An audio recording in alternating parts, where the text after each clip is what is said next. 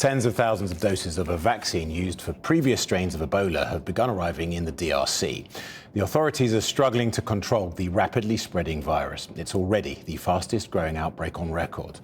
It was declared almost 100 days ago on 15th of May. 5 weeks later, the number of confirmed cases passed 1,000 with 277 deaths. By the start of August, the number of cases had risen dramatically with a six-fold increase in death. There are now well over 5,000 confirmed cases and more than 2,500 deaths with a mortality rate of 47.6%. Here's Zara Wasami. By the time patients arrive at this Ebola treatment centre in Bunia in eastern Congo, their symptoms are already severe. They need to be tested and isolated. The Bundaboya strain of Ebola is now killing people at a faster rate than any previous outbreak. And only 30 to 40% of cases have been detected so far, according to Africa's top public health agency.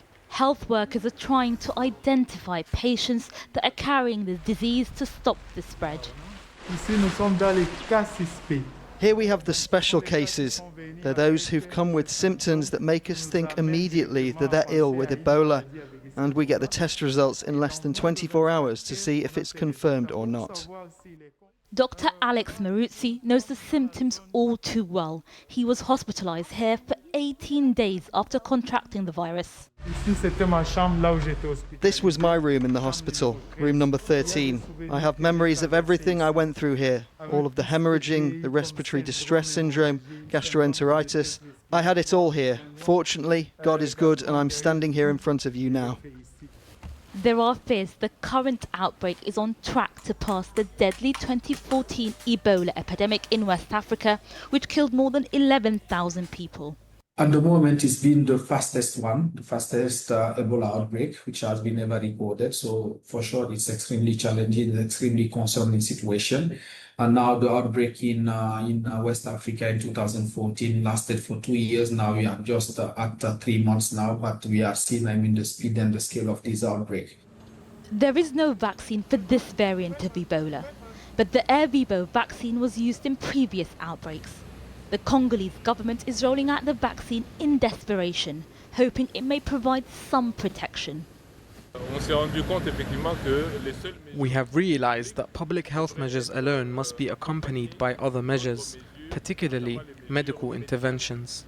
There's no really evidence at the moment, enough evidence for really saying like this can help or maybe be effective for the BVD, for the Bundaboya strain.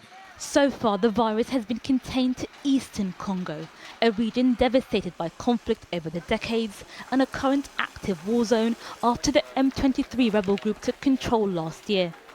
The health system is extremely fragile and there is mistrust and fear among the public.